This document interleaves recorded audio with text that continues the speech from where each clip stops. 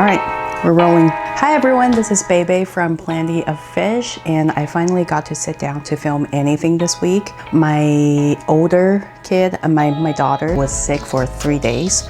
So when that happens, I'm basically home with both kids for the majority of the time.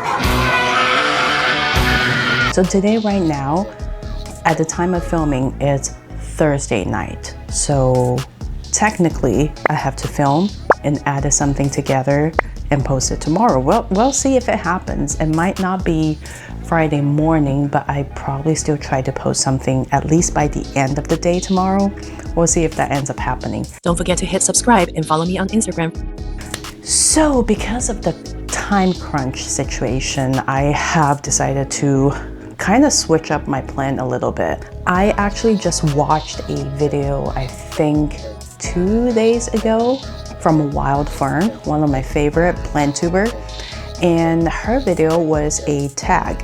So I will consider myself tagged. Basically what she said was that tag is intended for anybody that does planty content. So hey me, tag was called the year-end wrap-up. I have my notebook here. This is how serious I am about these videos. We have a total of 10 questions. So I'm going to go through these questions and give you my answer. Ready for it? Let's go. Question number 1.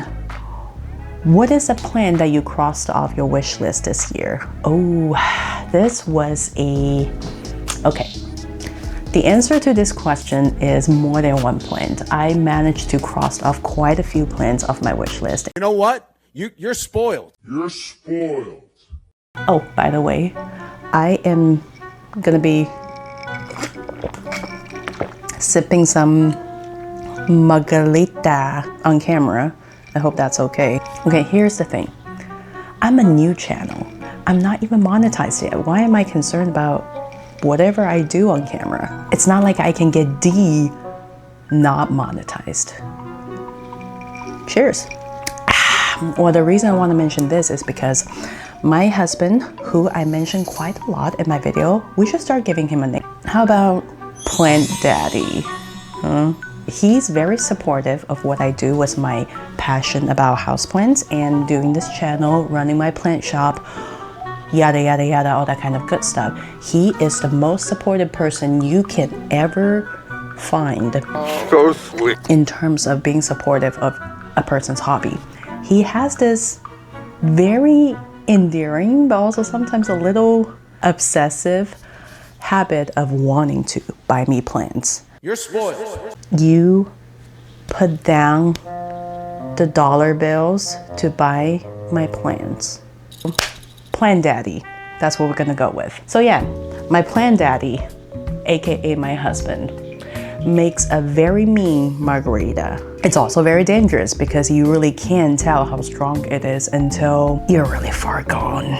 So let's get into it. One of the first off of my head is Thai Constellation. We've been talking about that plant nonstop so much. And you know how it's doing now? Look at this massive new leaf with all these double, or I don't know if it's called double fenestration or secondary fenestration. Anyway, it's lots of hose. And this new leaf is the biggest you've ever seen. And also this whole section of creamy white. So number 1, Thai Constellation. Is it time to address the elephant in the room? Get it? Elephant? Alocasia is called elephant ear. In case you didn't know. Who is this? Who is she? Where did she come from? This is my Alocasia Purpley. She is huge. She is huge. Do you or do you not see this massive purple leaf right in your face?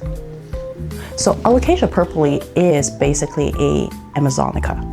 And Amazonica always kind of emerge a little purple, but Purpley is kind of a, how do I say, mutation of the Amazonica. So it sort of just emerged a deeper purple color, a more true purple color, and then it retained that purple for much, much longer. Because I don't know if you can tell from this one, the leaf that's older than the newer one still has a little bit of purple on it.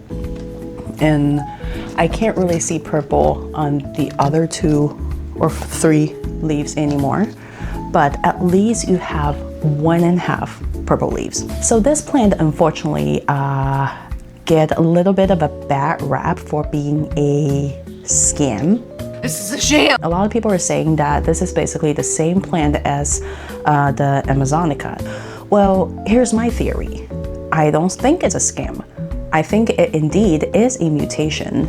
On the average Alocasia amazonica, the new leaf will emerge slightly purple. However, as the leaf hardens, the purple will fade. So it's kind of like a color enhanced version of the regular Amazonica. And also another thing I noticed is on the edges, it has a slightly thinner rim or almost doesn't have anything on the edge. But you know, it's a very, very thin silver kind of rim around the edge. But on a average Amazonica, the edge is broader. It's like a thicker line around it. So that's another thing that looks very different to me. A scam's purpose is to trying to make some money, right? However, Purpley is very cheap, considering it is not very accessible. Right now, if you go anywhere on Etsy, online, or, well, you're not gonna come across this in a local nursery or a big box store, at least not now. Online, I don't think you can find anything other than those posts that doesn't really seem very legit. It's like they have a picture of a mature plant, but then in the description, it says starter plant or corm. You never know if you're actually going to truly get a Purpley. They show you this baby seedling that kind of look the same as a Amazonica or a Alocasia poly or Bambino. They all look very similar when they're at the seedling stage. So those are the only listings of this plant I can find anywhere right now. I actually got this off of Facebook Marketplace. So that was the mystery rare plant I mentioned in my previous video when I was unboxing. I think this one was $40 because it's a very huge mature specimen, super healthy with giant root system, okay? As soon as you bring a Alocasia this size into your room, then it becomes the centerpiece. Look at this purple, do you see that? Is it a scam? I don't think so. I don't think it qualifies as a scam, but to each of their own. You might think it's a scam, you might think, oh, it's just the same as the Amazonica, but I have this in real life, and I would say as soon as you see this plant in person, you're gonna agree with me that it does not look like average Amazonica. So yeah, this is another wishlist plant that I was able to cross off my wish list when I wasn't even looking. So gorgeous. Question number 2. What is a genus that you want to get more into in the new year? Well, okay, short answer, it's Anthurium. I was never really huge on Anthurium due to the fact that a lot of them look very similar. I think a lot of people will agree on this. However, if you start digging deep into the Anthurium genus, and you'll find there are some quite unique ones that stand out from the rest of them. Reason why I show those baby plants to you is because I want to show you why I really want to get into this genus, because there's so much growth to happen in the following year, and then there's just so much to look forward to. Next one is, what is your plant care routine? My plant care routine is heavily relying on this app called Planty. I'm going to show you right here. So this app is what I use to track my plant care. Basically, I am someone that is super organized, and I have to have a record of everything. So I like to know when I last watered everything, when did I do fertilizer, when did I repot. You can write down anything in it as a note. You can take pictures with a note. The most useful function on this app is the watering schedule. I am a firm believer that you should not have a schedule for watering. However, you should have a schedule for checking if your plants need watering. You probably have heard this before if you watch any other plant tubers video, that watering schedule doesn't exist. If you water your plant always following the exact schedule, like every 7 days, every 10 days, every 5 days, truth be told, you're gonna have a lot of issues, because every plant in your house sits in a different corner. They have different lighting, different temperature, different humidity in their root system. Some are more mature than others, some are bigger, some are smaller. And then there's the weather changing. Some days you have have more sun, that means water gets evaporated faster. And then there's season, right? There's so many outside elements that can affect how fast a plant can drink up all the water you have provided it. Relying on a fixed schedule is going to cause problem and cause root rot if you water too soon when your plant didn't have the chance to drink up all the water you provided last time. Well, therefore, that's why a lot of people tell you don't follow a fixed schedule. Just water your plant when it needs to be watered. What? That sounds like a very dumb answer, doesn't it? Yeah, I agree. Well, how do you know when it needs to be watered? This is why I say I follow a schedule to check all my plants. For example, for one of my plants, I say water every 7 days. However, what it means is I'm not gonna water on that 7th day for sure. On that 7th day, I'm going to take that plant outside of its cover pot. Almost all my plants has a cover pot and an inner pot. On that day, I'm gonna take it out, check the roots, or even use a moisture meter to see if it needs water. If it does, I water it. If it not, depends on how moist the soil is when I check it. I will either use the snooze 2 days option, or I will use skip until next time. That's how I use this watering schedule on this app. And there's so much more useful functions on this app. I'm not going to talk about all of them. So basically, that's kind of my plant care routine. A plant success story from 2025. Well, if we talk about plant success story, we will have to talk about my huge Alocasia Regal shield, which I'm gonna go get it right now. Where's my Alocasia Regal shield? Oh, there it is. You mean this little guy or this big guy? My issue was ever trying to film this plant is we don't fit. Do you see how far back I have to sit to even try to fit it in the frame? Are we good? We good. Oh, by the way, since I'm standing up, can you see? I just did that for fun. So this is my Alocasia Regal shield. Hi, I'm quite far away. Seems like now that works, yeah? So now let's talk about this plant, Alocasia Regal shield. Well, can you see why I call this a success story? I can tell you this, let's not count any of those Alocasias that's grown outdoors in the rainforest. If we're just talking about indoor houseplant, I don't think you can find one as big as this on the internet right now. How about let me make that a challenge? Can you find me a Alocasia Regal shield that's bigger than mine? Do you feel triggered? A little bit, huh? I never thought I would have such great success with this plant, honestly. So when I first saw this plant, I'm right now basically holding the vessel, the glass vessel between my legs. I don't think it's a great idea, but well, after a few sips of margarita, this is what happens, right? So when I first saw this plant in a local nursery, it was a very, very sad looking plant that's on clearance, okay? It was marked down, way down, because it only had, I think, 4 leaves left and 2 of them were torn.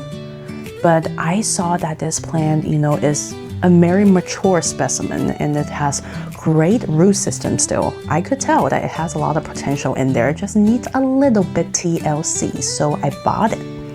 I brought this queen home and gave her the queen treatment that she deserved, which in this case is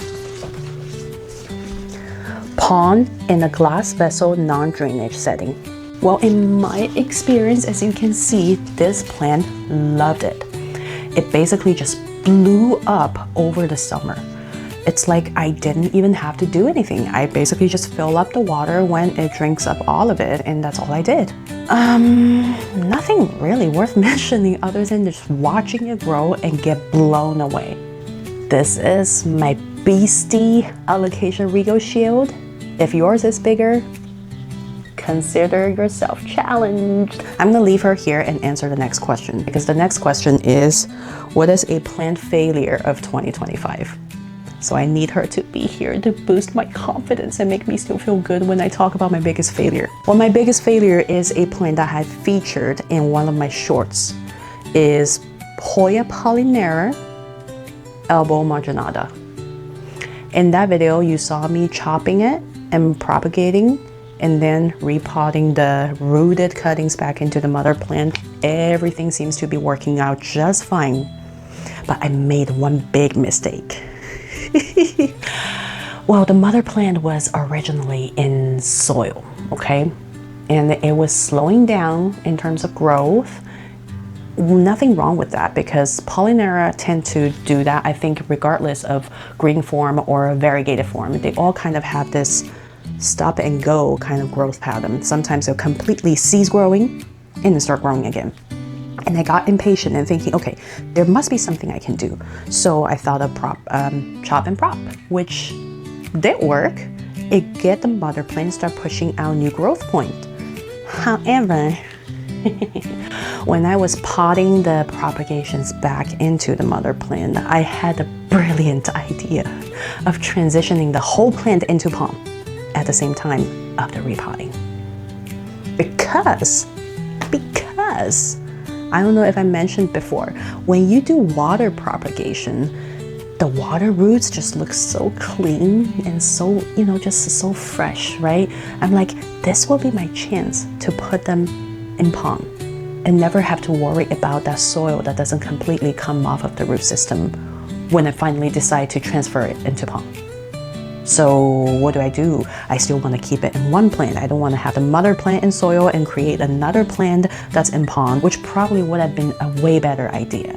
However, silly me decided I only want to have one plant of each kind, so I decided to transfer the mother plant, the fully established, great, majestic mother plant, from soil to palm by washing her roots, and I angered her. Just like in Moana. She turned into Taka. She's angry. She started rotting. And that rot cannot be stopped. I've been talking about it without showing you. I think I'm too ashamed to show you what it looks like. Well, here. This is all I have left. Do you want me to walk closer? Okay, I think it's time for her to go back. Hey, I can see myself better now. But I can also see my failure better. So, this is what I have now. Well, this is not all of it, okay? I still have a lot of cuttings and they're all in my little greenhouse. And I don't know if I want to sell them or probably pot it back into this, but I am currently doing a little bit of an experiment due to the fact that it was so angry at me for transitioning it from soil to palm. And also due to the fact my regular green form Pollinaria is growing so well in soil. Let me show you. At least I have this guy, right? The green form. Happy as a clam. Always growing. Right now it's probably slowing down a little bit because it's winter, but never gave me any issue. So because of that, on top of what I just mentioned, I decided I am going to pot this gal back in soil as well to see if it likes it better. I just don't know what's with it in pond. Because even with the cuttings, they will grow very well when I initially root them in water or some of them in perlite.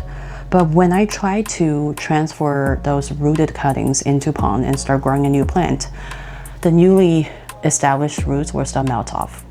So I'm not sure if there's something wrong with my pond, something wrong with how much I water, or maybe I kept the water reservoir too high. Whatever it is, I gave up. I am just going to keep her in soil. My good old chunky mix with these jumbo perlites. I love these jumbo perlites. They're just so satisfying to look at. Look how big they are, so big. So currently I just took two of the most promising looking cuttings from all of the cuttings I have. Yeah, basically I chopped up the entire mother plant in a rage.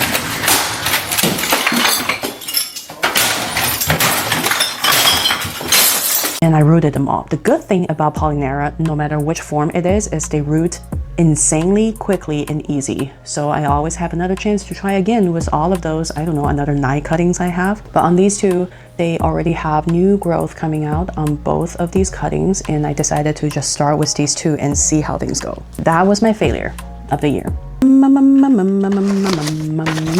Next one. A plant trend prediction of 2026. Well, I would be very bold and say I think this plant trend is something that I've been seeing everywhere, and it is something that I am doing right now, or at least trying to focus on right now. Everybody seems to be leaning towards having a more curated collection instead of a complete big collection. You know, you just keep on seeing all these videos of people decluttering their plant collection, people downsizing their collection, people going through burnout in plant care. You see less and less of those plant tours of people having plants just rows and rows and rows without any styling involved. So I think the new trend is going to be more plant styling focused than collecting. I don't consider myself a plant collector.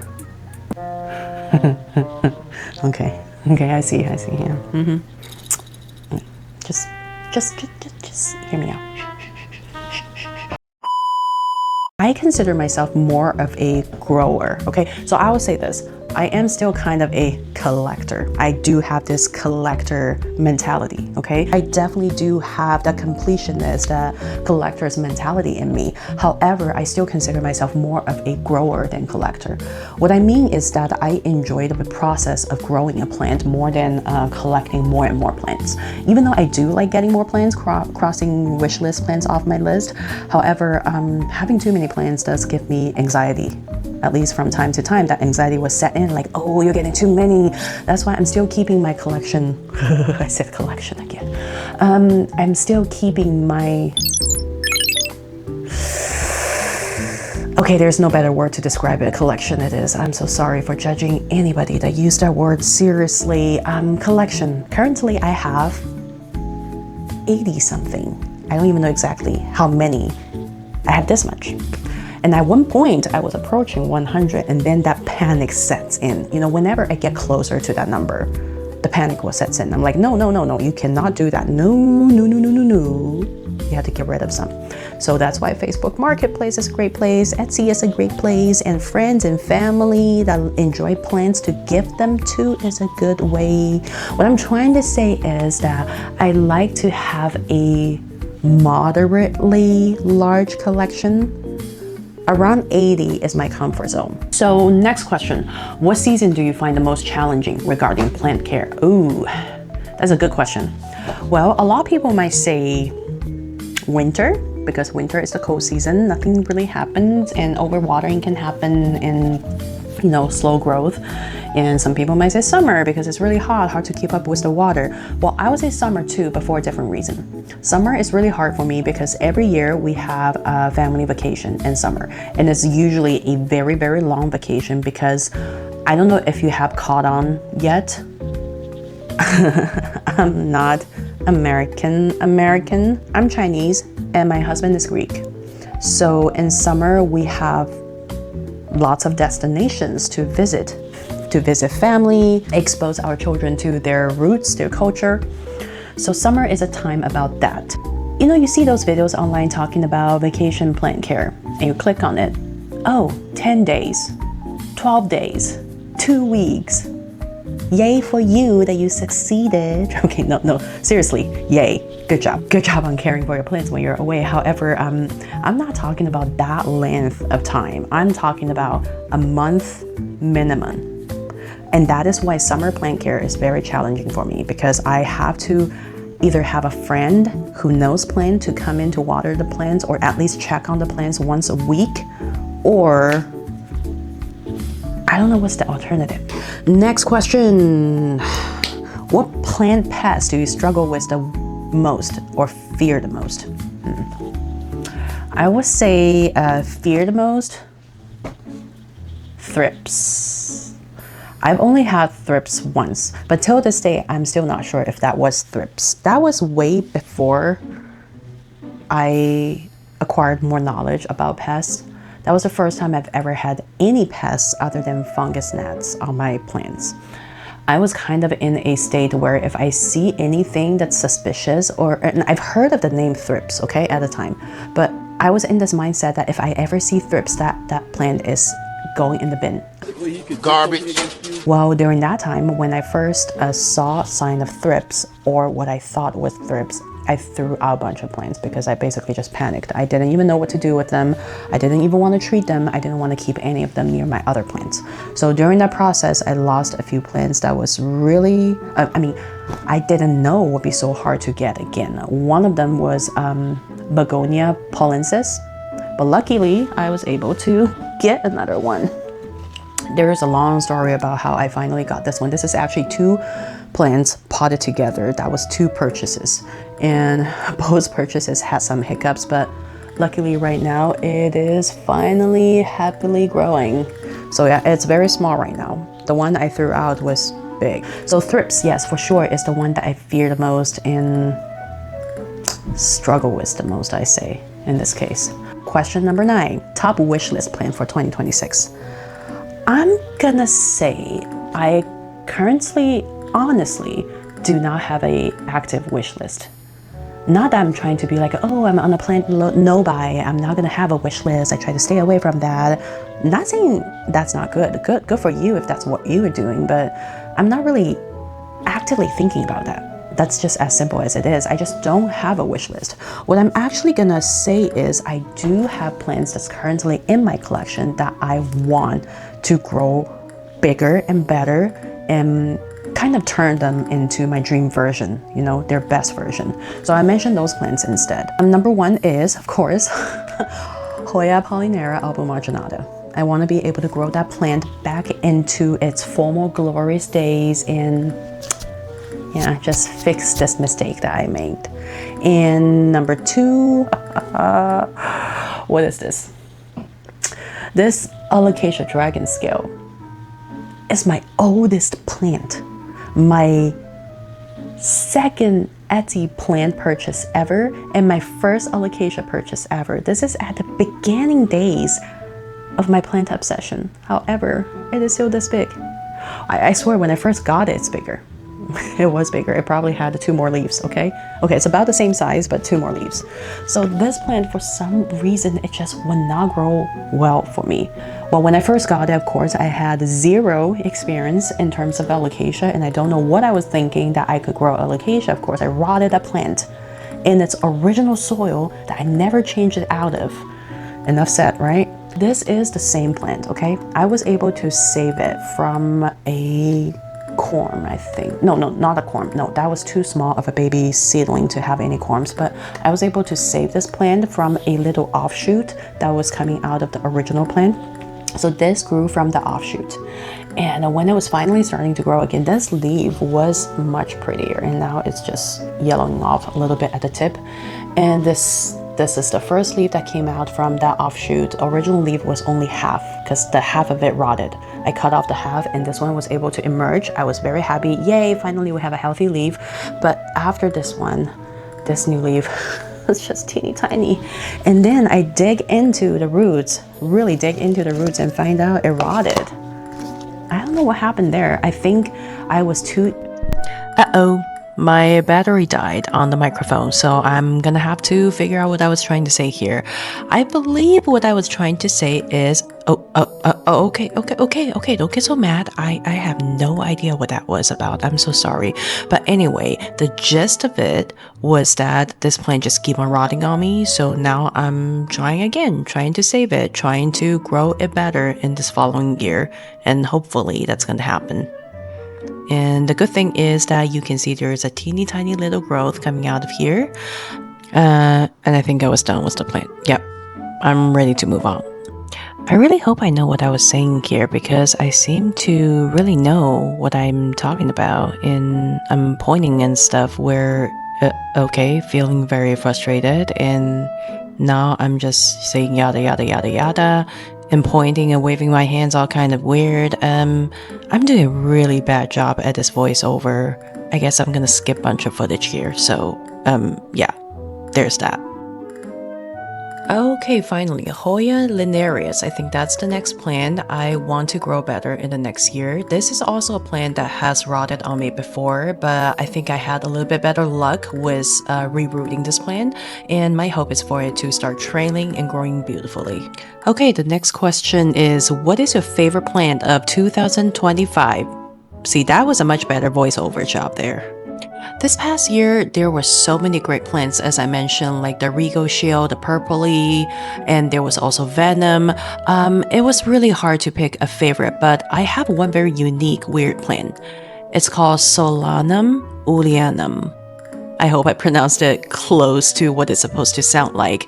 This is just such a unique and weird gothic looking dark plant. It has this very fluffy texture on the leaves, and it's supposed to be a humidity loving terrarian type of plant. However, it's very easy growing. Like, I never thought this would be so easy in my room humidity. Yes, I do keep a humidifier right next to this plant to keep that whole area generally around 65 to 75 humidity. When the new growth come out, it's kind of this light green color on it, and it will slowly turn into the purple color that you see throughout the entire plant. It is just gorgeous. It's very unique, and the new growth just comes out very quickly and expand in size. So yeah, it's a very, very easy growing plant. I like touching it, feeling the texture. So this is easily my favorite plant of the year. I really look forward to it keep growing and start trailing, and the growing pattern on this one is also very interesting. We're at the end of the video. Is there something that you forgot?